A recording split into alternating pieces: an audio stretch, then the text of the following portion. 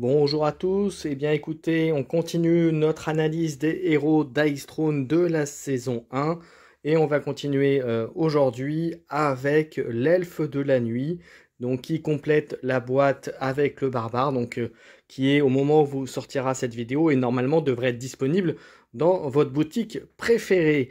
Alors petite précision par rapport à la vidéo précédente, alors effectivement au niveau des visuels c'est la saison 1 remasterisée, la saison 1 fournie par Lucky Duck Games, mais effectivement, j'ai effectivement moi sous la main la version VO originale de la première mouture, on va dire. Donc effectivement au niveau plateau c'est légèrement différent, mais vous verrez que la version que vous avez avec Lucky Duck Games est encore au-dessus de celle que je vous présente en termes de qualité de matériel.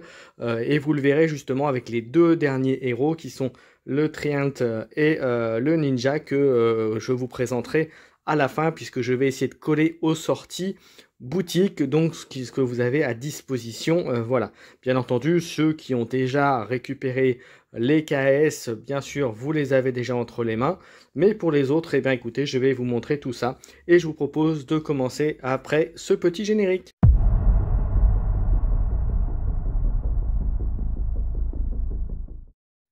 Allez, voyons voir en quoi consiste cet elfe de la lune, en quoi consiste son plateau, ses dés, ses habilités, et puis juste après, on verra les cartes derrière. Alors, déjà, petite précision, comme je l'ai dit déjà en introduction, c'est la version VO, donc en version VF qui est donc publiée et éditée par Lucky Duck Games, décidément je vais y avoir du mal. Donc c'est le deuxième héros qui est disponible dans la première boîte où vous avez donc le barbare que j'ai fait il y a un petit moment maintenant et aujourd'hui le Moon Elf. Donc c'est les deux héros que vous avez dans le premier paquet, donc de la première boîte de deux héros. Alors voyons voir de quoi il retourne. Donc c'est pour ça que vous verrez quelques différences, notamment au niveau des couleurs, au niveau des dés qui sont légèrement différents, mais sachez que c'est exactement la même chose en termes de capacité, de contenu et d'interaction au niveau des personnages. Alors au niveau des spécificités, on voit l'elfe de la nuit a une capacité qui est aveuglement, blind, qui permet que un joueur qui est affecté par cette capacité fera un jet offensif, donc un jet d'attaque. Il doit d'abord lancer un dé et s'il fait 1-2, leur action d'attaque n'a pas lieu, voilà, ne fera pas d'effet. Et sinon, eh ben, on enlève la capacité. Donc, vous voyez, c'est quand même capacité aveugle. On verra comment l'obtenir, bien sûr, avec les capacités du plateau. On va voir ça après. Mais vous voyez que c'est quand même très fort. Empêcher une attaque sur soi, c'est assez énorme. La deuxième capacité, c'est Entangle. Donc, en fait, c'est pas un ralentissement, mais c'est un agrippement. Enfin, ça empêche la personne de bouger, finalement. Donc, ça permet que, en jeu, ça fait que la personne, lorsqu'elle fera son jet d'attaque, aura une relance de moins. Je vous rappelle que vous en avez 3 au départ. Vous lancez vos dés et vous pourrez lancer jusqu'à 3 fois pour obtenir la capacité que vous voulez. Ben là, ça, concrètement, ça vous en enlève une. Et puis, bien sûr, il enlève le jeton. Les deux capacités sont des capacités qui ne se stackent pas, enfin, qui ne se cumulent pas. Donc, on ne peut avoir qu'un seul jeton de ce type-là sur une même personne. Ensuite, un jeton qu'elle peut avoir jusqu'à 3 fois, c'est évasion, évasive. Ça te permet, lorsqu'un joueur avec ce token va recevoir des dommages, donc après une attaque, on peut lancer un dé, et si on fait 1 ou 2, il n'y a pas de dommages. Voilà, et on peut utiliser plusieurs fois ce token, si on en a plusieurs, pour essayer de l'éviter. Donc voilà, donc c'est un token que l'on fait avant de lancer son jet de défense. Voilà, son jet d'armure, etc., tout ce qu'on veut. Et enfin, la dernière capacité dont elle dispose, c'est targeted, donc ciblé si vous préférez en français. Et quand un personnage qui est affecté par ce token, ce jeton, et prend des dommages, on ajoute plus 2 à ce dommage, et c'est un effet persistant. Donc ça veut dire que ce token reste sur soi tant qu'on ne l'a pas enlevé, déplacé, tout ce qu'on veut, avec toutes les capacités. Ensuite, on va regarder un petit peu le dé, donc un peu comme les autres dés, vous voyez qu'il y a 3 fois, ça représentant une flèche, 2 faces représentant un pied, et le 6e c'est le moon, donc c'est pour faire l'ulti. Et l'ulti qu'on va commencer à regarder tout de suite, vous voyez que c'est une capacité qui est assez forte, puisque si vous faites vos 5 dés avec la capacité, eh bien vous faites déjà 13 dommages, mais en plus vous infligez aveuglement, le ralentissement, enfin entangle, et la cible, donc c'est quand même très très fort. Voilà. Ensuite, en termes de capacité, on a l'arc long, longbow. Donc vous voyez, avec 3, ça fait 3, 5, 7 dommages. C'est assez classique, c'est assez basique. Voilà, c'est intéressant. On va dire qu'à partir de 4 dés, c'est intéressant. 3, c'est vraiment si vous n'avez rien d'autre à faire. Mais bon, ça fait quand même des dommages. Ensuite, on a cover shot, le tir couvert. L'intérêt, c'est que ça vous donne évasif. Donc pour protéger une attaque, c'est quand même pas rien. Et 7 dommages, donc c'est un très bon pouvoir. C'est non seulement ça vous donne une possibilité de diminuer, voire de ne pas prendre de dommages du tout lorsque vous serez attaqué, et surtout ça fait aussi 7 dommages, donc c'est un bon ratio en termes de GD. Ensuite, on a le Demissing Shot, alors c'est le tir raté, on va dire, ou on pourrait dire ça comme ça, ou voilà, je ne sais pas comment on pourrait le traduire vraiment en français, mais enfin en tout cas, en termes d'effet, ça inflige ça met le jeton ciblé, donc ce qui est quand même, on a vu, qui est quand même important, puisque c'est un permanent, persistant comme ils disent, et on fait 4 dommages. Donc voilà, c'est quand même pas mal. Ça peut être très bon, surtout en début de partie. Voilà, en début de duel, voilà, ou de multi, vous mettez l'autre cible, vous mettez votre jeton cible sur un personnage, et comme ça, vous gagnez plus de dommages à chaque fois. C'est quand même pas négligeable. Ensuite, on a une flèche explosive, Exploding Arrow. Donc là, vous voyez ce qu'il vous faut. Il vous faut une flèche et 3 multi. Donc ça sera assez dur à réaliser dans l'ensemble. Mais par contre, ça vous permet de lancer 5 dés et vous faites le cumul. Donc ça fait 3 plus 2 fois flèche plus 1 fois pied. Voilà. Et en plus, vous pouvez faire perdre des points de commandement à votre adversaire. Donc c'est quand même très très fort. Donc là, c'est pareil. Avoir 3 ultis, 3-6, ça va être relativement compliqué. Donc il faudra un peu de chance, mais d'un autre côté, c'est comme voilà, ça ferait très mal parce que vous infligez en plus aveuglement, vous faites perdre des points de commandement, vous faites des dégâts, donc c'est très très fort. Donc vous voyez, là concrètement, c'est un personnage où vous pouvez le voir obtenir les 6 est quand même relativement important.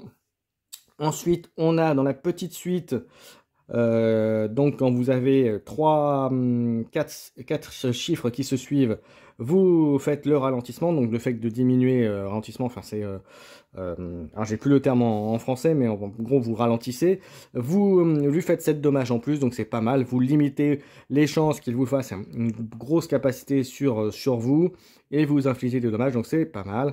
Et en grande suite, vous infligez aveuglement, c'est toujours bon à prendre. Vous gagnez un jeton évasion, ce qui est encore plus fort. Et en plus, vous faites 8 dommages. Donc là encore, c'est une très bonne capacité. Ensuite, dernière capacité, c'est Eclipse, où là, il vous faut 4 critiques. Donc encore une fois, l'intérêt, la D6 sur ce personnage est quand même très important, puisque vous voyez, vous avez quand même 1, 2, 3 pouvoirs qui sont basés là-dessus. Donc c'est quand même important.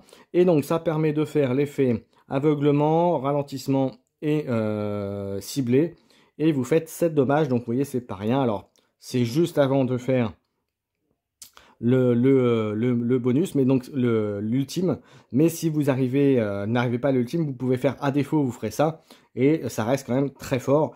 Voilà, puisqu'en finale vous faites 6 dommages de moins que l'ultime, sauf qu'attention, ça peut être bloqué plus facilement, voilà, vous le savez avec toutes les règles concernant l'ultime. Et enfin, la défense, là aussi peut être intéressante dans le sens où vous lancez 5 dés. Si vous faites 2 pieds, donc vous voyez c'est 4 ou 5, vous voyez donc c'est plutôt pas mal. Vous prévenez la moitié de vos dommages arrondis au supérieur. Et pour chaque flèche, pour chaque double flèche, donc il vous en faut 2, vous faites un dommage. Donc vous ferez un tout petit peu de dommage en contre. Alors, à l'usage, vous verrez que c'est quand même relativement fréquent de faire au moins 1, voire 2 points de dommage. Ça l'est un peu moins quand même de faire la moitié des dommages, mais si vous avez un peu de chance et que vous faites des bons jets de dés, c'est plutôt sympathique. Voilà pour la présentation du plateau.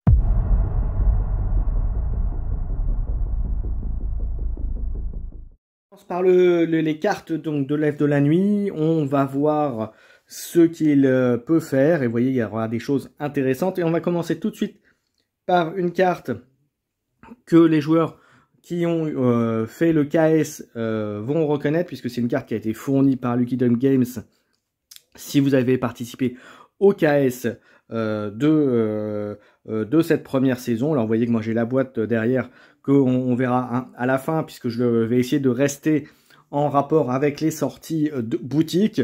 C'est la boîte Triumph versus le Ninja, donc vous l'aurez à la fin. Donc vous voyez, j'ai bien de la saison 1, voilà, mais là on est sur la version anglaise VO que j'ai, version américaine VO que j'ai, la première. Donc, mais encore une fois, j'insiste bien, le contenu, les cartes, les habilités, c'est exactement les mêmes.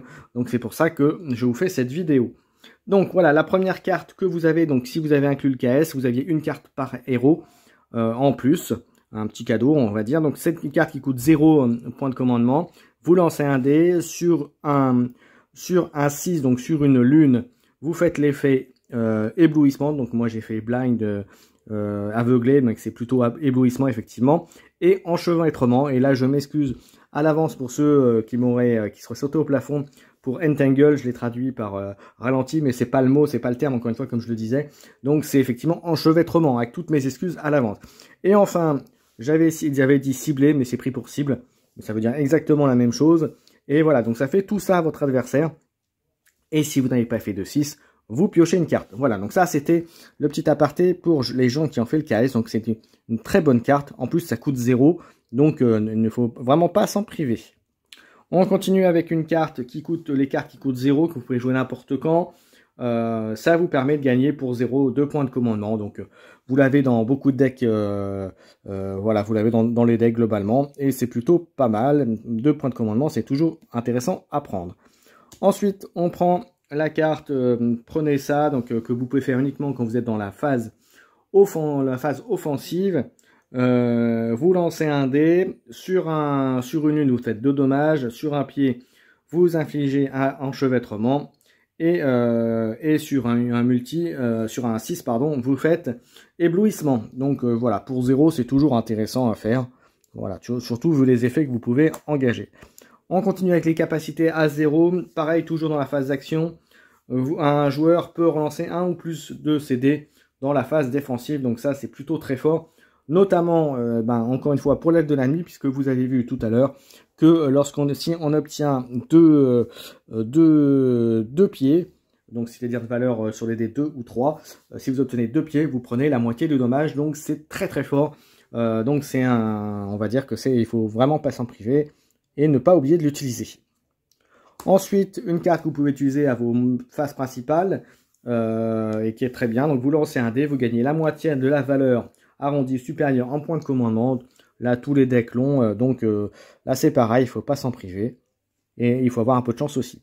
Une carte que vous pouvez, on passe aux cartes à 1 point de commandement, évasion, et tout simplement ça veut dire ce que ça veut dire. Pour 1 point de commandement vous gagnez le jeton évasive, donc voilà, que vous pouvez, le jeton celui qu'on a vu tout à l'heure, qui vous permet de lancer un dé lorsque vous allez subir des dommages, et vous pouvez et si vous faites donc 1 et 2, vous ne prenez pas de dommages. Voilà, donc une carte à 1. On continue avec le double up. Alors là, c'est une carte qui vous permet pour un CP d'en piocher 2, donc ça peut toujours être intéressant. Je vous rappelle que dans les effets, vous pouvez utiliser une des cartes qui vous servira à rien, potentiellement pour gagner un point de commandement. Donc ça vous permet de repartir ou d'essayer d'aller plus vite, entre guillemets, de chercher, si vous avez déjà beaucoup de points de commandement, par exemple, d'aller chercher une amélioration de compétences. Donc c'est plutôt sympathique aussi. Ensuite, tip it, donc en instant, vous augmentez ou diminuez la valeur d'un dé de 1. Mais on ne peut pas augmenter, voilà, le 1 ne peut pas descendre à 6 par exemple, ou le 6 ne peut pas monter à 7, puisque c'est logique, hein, bien entendu, voilà, vous ne pouvez pas faire ça. Mais alors, donc, et c'est intéressant à plus d'un titre, puisque ça c'est quelque chose que vous pouvez faire aussi bien, donc c'est n'importe qui, voilà, il n'y a pas de notion de précision de joueur, donc ça peut se faire aussi bien pour vous que pour votre adversaire, pour réduire ou pour l'empêcher de faire une action. Donc voilà, ça peut aussi bien voilà, s'utiliser aussi bien en attaque qu'en défense concrètement. Donc très bonne carte aussi pour un point de commandement, ça peut faire le café et ça peut faire rater complètement une action de votre adversaire par exemple. Hein. Une validation d'attaque par exemple, ça peut la bloquer. Toujours une carte qui se peut utiliser là que dans la phase offensive. Vous choisissez un dé de votre adversaire et vous le forcez à relancer en espérant bien sûr qu'il ne refasse pas ce qu'il avait avant. Voilà, donc c'est plutôt pour 1. Voilà, c'est pas extraordinaire. Je préfère, voyez, l'autre où on est plus sûr d'obtenir ce qu'on veut, mais pour un CP, c'est voilà, c'est quand même une capacité qui peut valoir le coup. Ensuite, voler, pour un CP toujours, vous lancez, le principe c'est qu'à votre phase d'attaque, vous lancez 5 dés et vous rajoutez au dommage par le nombre de flèches cette fois-ci, un dommage par nombre de flèches et surtout vous mettez enchevêtrement à votre cible, donc c'est plutôt c'est toujours bien hein, de limiter la possibilité de relancer les dés, c'est très bien, surtout quand vous savez qu'un adversaire a de la malchance au dé, ce qui est mon cas d'ailleurs, donc voilà. Voilà, et dédicace personnelle à Mathieu qui se reconnaîtra, voilà, puisqu'il a il a une malchance au dé assez légendaire, on va dire ça comme ça. On continue avec une nouvelle carte qui, toujours pour un CP, essaye encore. Donc là, c'est assez classique.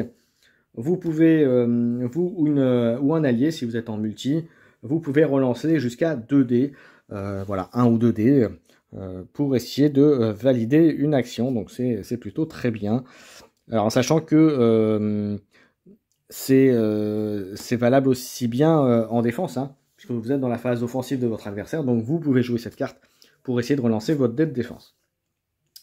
Pour un CP aussi, Sixit, donc on va essayer d'obtenir les 6. Le principe, c'est que vous changez la phase d'un de vos dés pour un 6.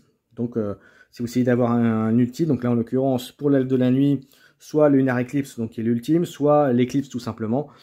Ça peut être pas mal d'obtenir par exemple pour avoir les 4 ultimes et donc pour déclencher d'une part les effets et aussi bien sûr les dégâts. On continue, Samsi, pareil, c'est assez... On change.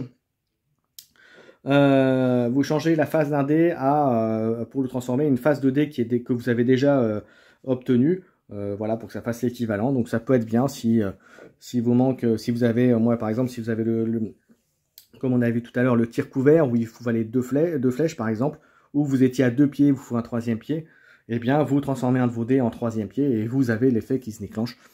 Donc voilà, c'est un exemple, mais voilà, donc c'est assez pratique. Une fois de plus pour un CP, ben, vous pouvez relancer une fois de plus vos dés en phase offensive. Là, par contre, c'est bien précisé, en phase offensive uniquement. Donc là encore, c'est pratique.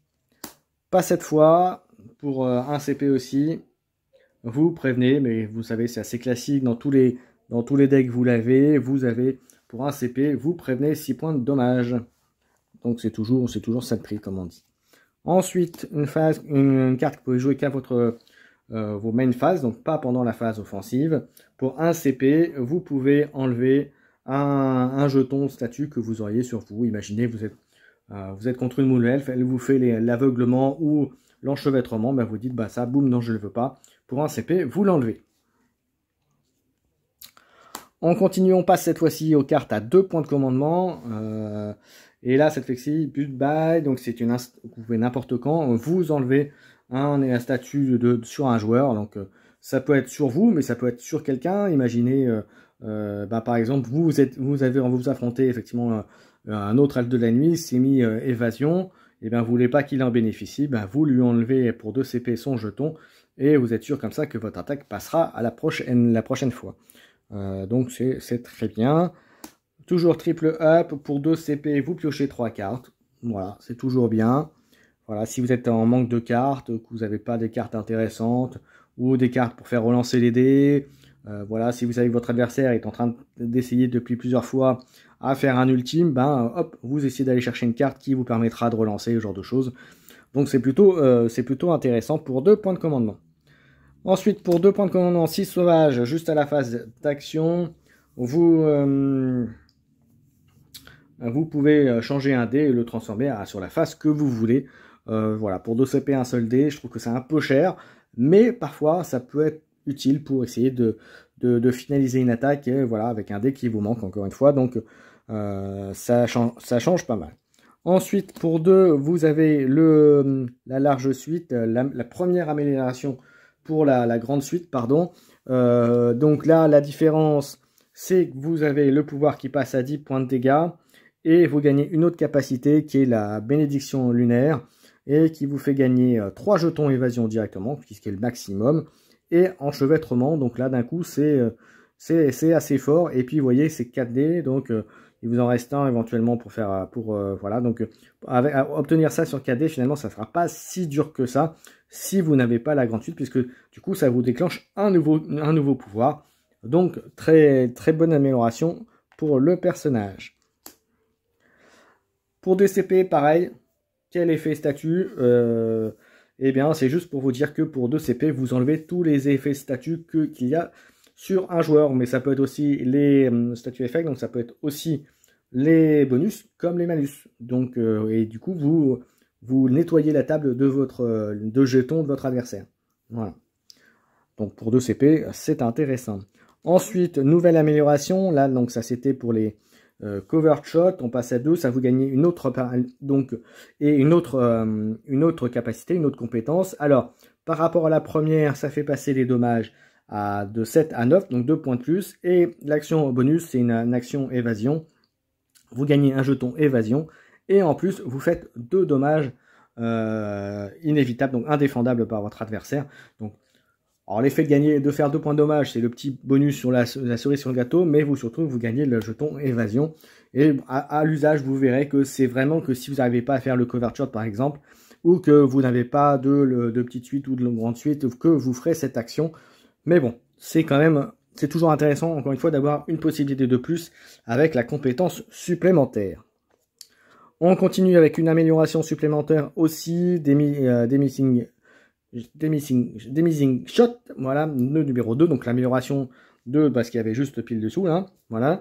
Alors le changement, c'est que ça vous fait gagner 2 dommages de plus, ça vous fait gagner également une nouvelle compétence, là aussi, ça vous fait cible et enchevêtrement sur votre cible, là encore, vu la difficulté, il vous faut 3D, qu'il vous faut 2 flèches qui sont parmi les faces les plus faciles à obtenir, et un critique, vous pourrez l'avoir assez souvent. Et alors, ça ne fait pas dommage, mais ça fait cibler et enchevêtrement à une cible. Donc, à défaut, c'est quand même pas mal. L'inconvénient, c'est que ça ne vous fait pas gagner de jetons évasion. Donc, ça n'empêchera pas votre adversaire de vous attaquer à son tour. Même s'il sera diminué avec l'enchevêtrement. Mais il n'empêche. Voilà, donc, à voir si vous n'avez rien d'autre à faire. C'est pas mal, mais c'est situationnel à mon sens. Voilà. En termes de capacité. Nouvelle amélioration, toujours là on passe à Eclipse, donc l'Eclipse 2, la différence par rapport à ce qu'il y avait sur le plateau, ça fait 2 dommages de plus et surtout ça fait gagner une nouvelle compétence, qui là cette fois-ci, si vous obtenez 3 critiques, toujours dans votre recherche de l'ultime, donc vous passez 3, 4 et 5, 3 pour Moonshadow, Ombre de la Lune, Eclipse 2 et Eclipse lunaire, donc 3, 4 et 5. Donc vous voyez, ça vous augmente la possibilité de jouer vraiment sur cette phase numéro 6, donc la lune. Et donc ça vous donne quoi? Ça vous donne évasion, ça inflige aveuglement, éblouissement et enchevêtrement à votre cible, et également ciblé. Ça fait pas de dommages, mais par contre, là pour le coup, c'est plus intéressant que la capacité focus que je vous ai montré juste avant. Elle est pour moi beaucoup plus rentable. Voilà, toujours pour 3D, mais après, obtenir les 6, c'est un peu plus dur. Maintenant, si vous avez des capacités, des cartes à jouer pour augmenter, c'est toujours très bien. Et puis, voilà, et puis quand même, pour 2 CP, mettre ça, c'est quand même une bonne amélioration. Amélioration suivante, on a Entangling Shot, qui est donc la petite suite. Alors attendez, je vais regarder parce qu'il me semble que vous aviez voilà, la petite suite qui elle vous fait en fait juste la différence, vous fait gagner 2 points de dégâts supplémentaires par rapport à ce que vous avez. Donc clairement par rapport à ce que je vous ai dit tout à l'heure, si vous avez une autre amélioration en plus de celle-là, privilégiez l'autre amélioration avant d'améliorer celle-ci. mais néanmoins faire 9 au lieu de 7, donc gagner plus de dommages, ça reste quand même très bon. Ensuite, amélioration qu'on n'avait pas vu, c'est la flèche explosive numéro 2 pour 2 CP. Qu'est-ce que ça nous fait en plus? Eh bien, ça vous fait 3 dommages au lieu de 2 pour les icônes 2D flèches. Et pour le reste, et ça fait perdre 2 points de commandement par icône 6 de lune. Donc c'est quand même 10 fois, c'est quand même beaucoup plus dangereux effectivement que la première carte, enfin l'effet basique du plateau. Donc voilà, c'est une très bonne amélioration également. Et puis perdre des points de commandement à travers votre tir, c'est quand même pas rien, surtout avec les capacités qu'on a. Ça peut l'affaiblir, ça peut le ralentir pour sortir ces améliorations justement, ce que vous avez là. Donc voilà, c'est quand même, ça reste une bonne action. Et puis si vous voyez que c'est un adversaire qui va commencer à accumuler ses CP, vous le réduisez et vous le bloquez, vous allez le bloquer dans l'usage de ces cartes et de ces actions. Ensuite, une carte pour 2 CP, transférence.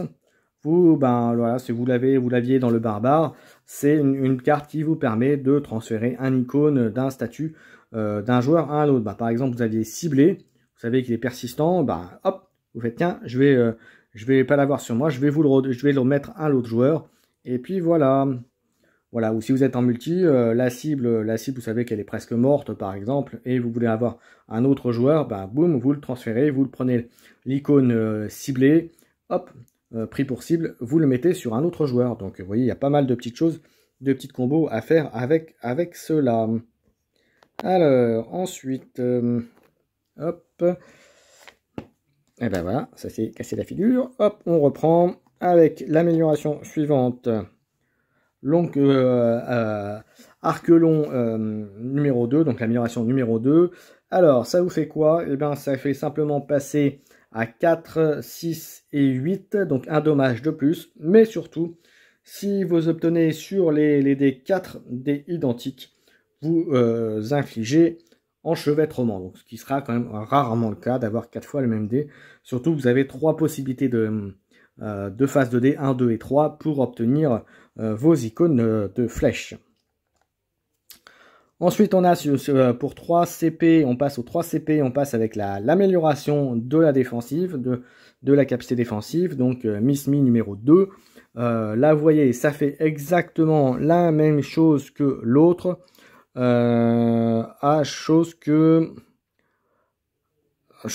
la grosse différence, c'est que au lieu de faire pour 2 flèches, vous faites un dégât.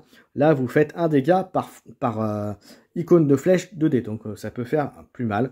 Voilà. Maintenant, c'est pas forcément effectivement la meilleure amélioration défensive que l'on ait dans le jeu quand on regarde les autres héros. Mais bon, néanmoins, c'est intéressant pour faire du contre, donner une capacité en fait de contre-coup. En fait, vous m'attaquez, mais en retour, je vous fais des dégâts.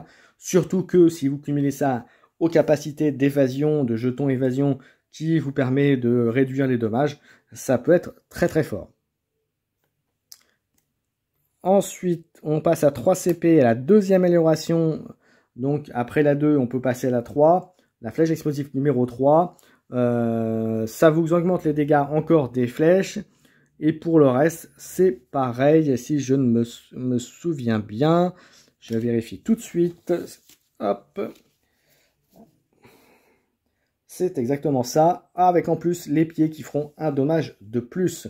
Voilà, et pour le reste, ça ne change pas, à part que ça rajoute enchevêtrement en capacité. Donc, voilà, c'est très très bon, quoi. C'est à ne pas gâcher. Ensuite, on a Longbow numéro 3, version 3, pour 3 jours pour 3 points de commandement. Là, on est passé aux cartes 3 points de commandement.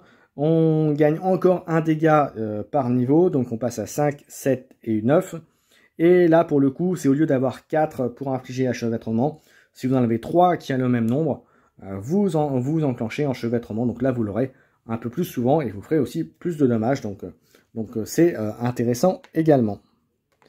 Et enfin, on arrive presque à la dernière carte. On a deux fois à sauvage. Et donc, ça fait que... là, cette fois-ci, vous pouvez changer pour 3 CP de phases 2D en celle que vous voulez. Donc là encore, si on était dans l'optique de toujours de faire les ultimes, et ben c'est 2 fois plus facile presque de l'avoir. Si vous étiez parti déjà sur un premier jet par exemple avec 2 ultis, et ben vous savez déjà qu'en faisant ça, vous passez à 4. Vous avez au moins réalisé Eclipse et sinon vous ferez l'ultime derrière. Donc ça peut être bien. Attention néanmoins, n'oubliez pas que votre adversaire peut lui aussi jouer des cartes. Mais si vous avez bien géré votre tour, si vous avez fait l'exploding arrow pour lui enlever des CP et qu'il n'y a plus grand chose, vous faites ça, il y a peu de chances qu'il ait vraiment ce qu'il faut pour vous empêcher de réaliser votre ultime. Donc vous voyez, il y a des combos, il y a des petits tricks à faire avec l'elfe de la nuit, c'est plutôt pas rien. Et enfin la dernière carte, pour 4 CP aussi, donc 4 CP il faut les avoir. Donc magie de la lune, ça vous fait gagner évasion, c'est toujours bien. Ça inflige aveuglement, enfin éblouissement, enchevêtrement et pris pour cible sur un adversaire. Voilà, pour 4 CP, c'est plutôt pas bien, mais plutôt pas mal, pardon, pas bien, plutôt pas mal, excusez-moi. Mais ce qu'il faut surtout retenir, c'est que ça vous permet, si vous étiez mal en point et que si vous étiez sur le point, vous n'avez pas fait une attaque particulière, vous n'avez plus de pion évasion, surtout d'en récupérer un, en plus du fait que ça va bloquer un petit peu votre adversaire avec tous les jetons qu'il va se prendre dessus. Voilà, c'est une carte qui coûte cher, mais qui peut sauver la mise par moment. Voilà, ben on arrive à la fin de cette vidéo sur cet elfe de la nuit. Personnellement, c'est un personnage avec beaucoup de tricks. Attention néanmoins, c'est un personnage qui ne regagne pas de points de vie. Par exemple, si on prend à contrario le barbare que vous avez vu sur ma dernière vidéo, lui a la capacité de récupérer des points de vie. En revanche, elle, sa grosse capacité, c'est de jouer avec son évasion et de diminuer les dommages subis et de faire un petit peu des contre-coups, de faire des dommages, de bloquer les points de commandement. Donc il y a énormément de choses à faire. Mais attention, effectivement, son gros point faible, c'est qu'elle ne récupère pas de points de vie et que finalement, à part le jeton évasion, elle n'a pas une défense extraordinaire.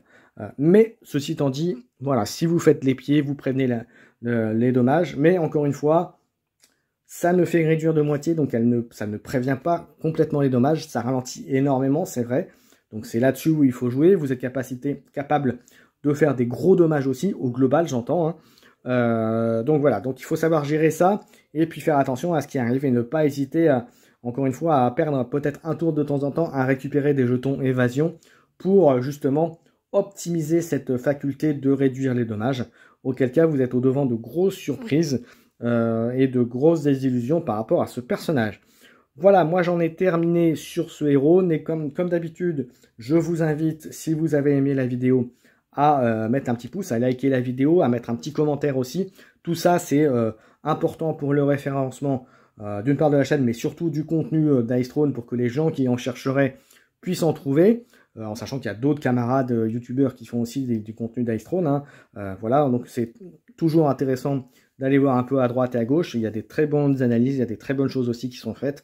Donc voilà, disons que c'est voilà, mes vidéos ont pour but de, on va dire, de compléter ce qui existe déjà. Et puis si c'était pas le cas, ou si vous aviez un doute sur un personnage ou sur une capacité ou sur des éléments, et ben si ça peut vous permettre de compléter votre réflexion, et ben tant mieux. Et puis je vous rappelle que cette première boîte barbare versus l'aile de la nuit est normalement disponible aux heures où vous, enfin au moment où vous aurez cette vidéo, normalement est accessible en boutique.